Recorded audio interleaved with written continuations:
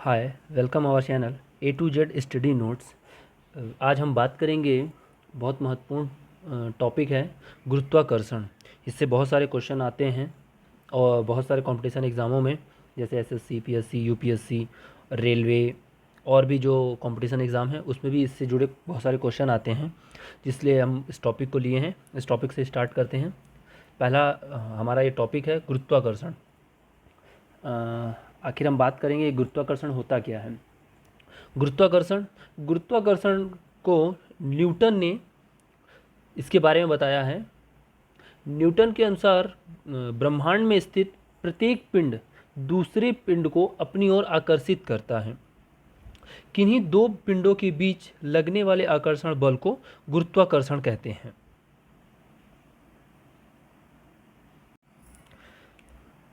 चलिए हम पहला प्रश्न लेते हैं। हमारा पहला प्रश्न है, निम्न में से किसने न्यूटन के पूर्व ही बता दिया था कि सभी वस्तुएं पृथ्वी की ओर गुरुत्वाकर्षित होती हैं। इसके चार ऑप्शन हैं। पहला है आर्यभट्ट, दूसरा है वराहमिहिर, तीसरा है बुद्धगुप्त, चौथा है ब्रह्मगुप्त। इसका सही आंसर है ब्रह्मगुप्त। ब्रह्मगुप्त ने गुप्तोत्तर काल में ही ब्रह्म सिद्धांत की रचना की थी, जिसमें उन्होंने उल्लेख किया था कि पृथ्वी सभी वस्तुओं को अपनी ओर आकर्षित करती है। हम दूसरा प्रश्न देखते हैं। गुरुत्वाकर्षण का सिद्धांत किसने दिया? इसके चार ऑप्शन हैं। फैराडे, दूसरा है चार्ल्स बेबेज, तीसरा है आइजैक न्यूटन, चौथा है फर्मी। इसका सही आंसर है आइजैक न्यूटन। गुरुत्वाकर्षण पदार्थों द्वारा एक दूसरे की ओर आकर्षित करने की प्रवृत्ति होती है। इस नियम की खोज सर आइजैक न्यूटन ने की थी। न्यूटन ने अपने खोज के आधार पर बताया कि पृथ्वी ही नहीं अपितु विश्व के हर कण एक दूसरे को अपनी ओर आकर्षित करते रहते हैं। कणों के बीच कार्य करने वाले परस्पर आकर्षण को गुरुत्वाकर्षण कहते हैं तथा इनके बीच लगने वाले बल को गुरुत्वाकर्षण बल कहते हैं। चलिए हम तीसरा प्रश्न देखते हैं। गुरुत्वाकर्षण के सार्वभौमिक नियम का प्रतिपादन किसने किया?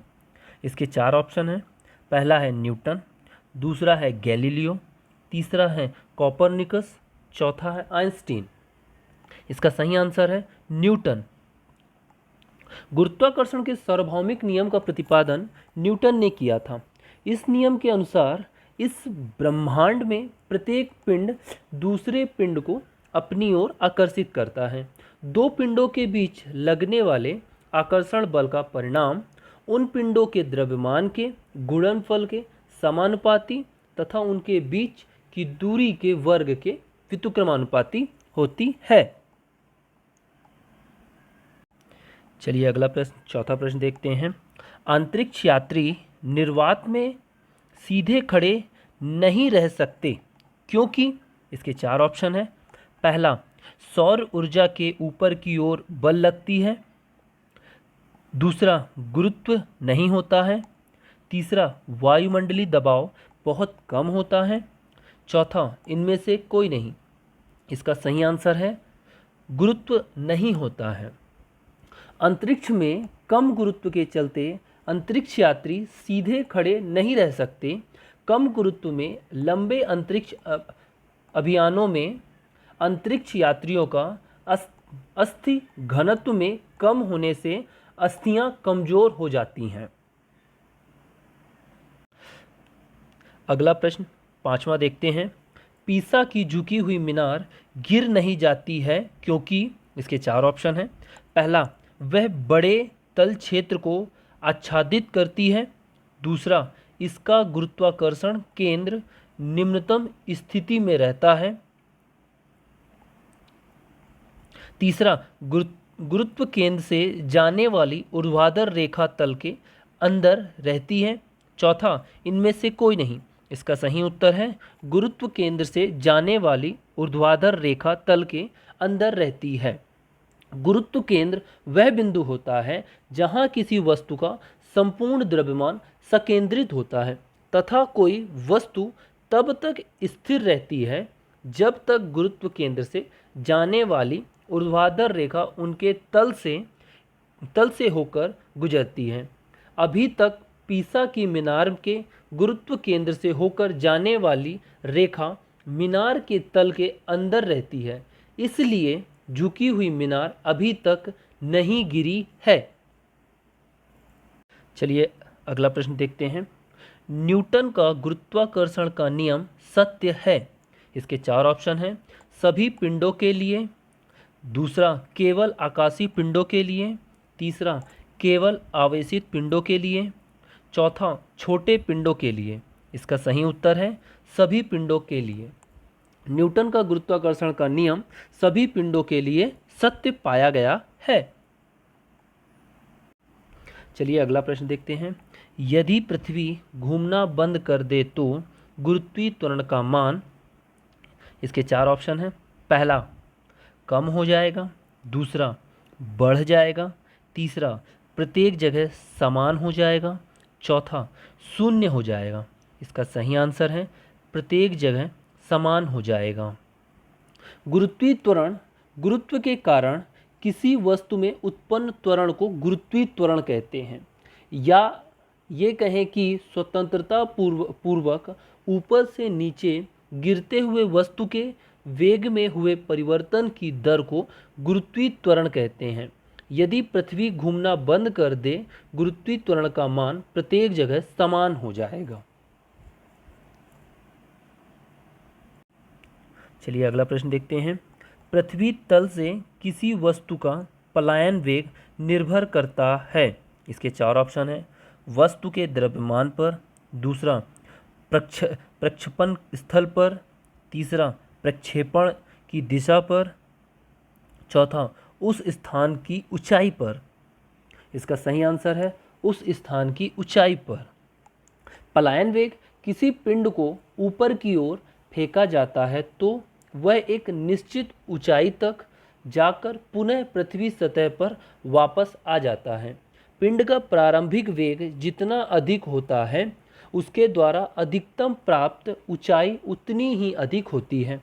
अतः यदि पिंड के प्रारंभिक वेग को क्रमशः बढ़ाते जाएं तो पिंड की पृथ्वी सतह से ऊंचाई क्रमशः बढ़ते जाते हैं, तथा एक स्थिति ऐसी आती है कि पिंड पृथ्वी के गुरुत्वाकर्षण क्षेत्र को पार कर अंतरिक्ष में चला जाता है तथा पृथ्वी सतह पर वापस नहीं आता है। पिंड के इस प्रारंभिक वेग को पलायन वेग कहते हैं। पिंड के प्रारंभिक गतिज ऊर्जा को पलायन वेग कहते हैं। यही ऊर्जा पिंड को पृथ्वी के गुरुत्वाकर्षण के क्षेत्र से बाहर ले जाने के लिए आवश्यक कार्य के तुल्य होती है। अगला प्रश्न देखते हैं। पृथ्वी सतह पर पलायन वेग निर्भर करता है। इसके 4 ऑप्शन हैं। वस्तु के द्रव्यमान पर, दूसरा पृथ्वी के द्रव्यमान पर, तीसरा पृथ्वी की त्रिज्या पर, चौथा गुरुत्वीय त्वरण पर। इसका सही उत्तर है वस्तु के द्रव्यमान पर। पृथ्वी तल से किसी पिंड का पलायन वेग 11.2 किलोमीटर प्रति सेकंड होता है। चलिए अगला प्रश्न देखते हैं। कृत्रिम उपग्रह के अंदर बैठा व्यक्ति भारहीन का अनुभव करता है क्योंकि पृथ्वी का आकर्षण बल, 4 ऑप्शन है। पहला है उस स्थान पर शून्य हो जाता है, दूसरा चंद्रमा के आकर्षण बल द्वारा संतुलित हो जाता है, तीसरा उपग्रह की विशेष स्थिति के कारण कोई बल प्रभावी नहीं होता है, चौथा अभिकेंद्र बल के बराबर होता है। इसका सही आंसर है अभिकेंद्र बल के बराबर होता है। जब कोई व्यक्ति किसी तल पर खड़ा होता है तो वह तल पर अपने पैरों के द्वारा किया बल लगाता है।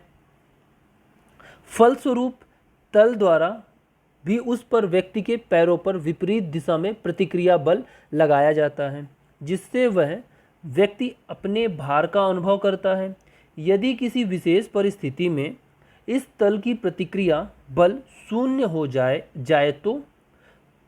जाए तो हमें अपना भार शून्य प्रतीत होगा। यही भारहीनता की अवस्था कहलाती है। कृत्रिम उपग्रह के अंदर बैठा व्यक्ति भी भारहीनता का अनुभव करता है, क्योंकि अभिकेंद्र बल के बराबर होता है। Thank you friends. मेरा वीडियो आप लोग को इम्पोर्टेंट लगा हो और आपको यूज़फुल हुआ हो और आपको अच्छा लगा हो तो प्लीज़ लाइक कीजिए, शेयर कीजिए और सब्सक्राइब कीजिए। Thank you friends.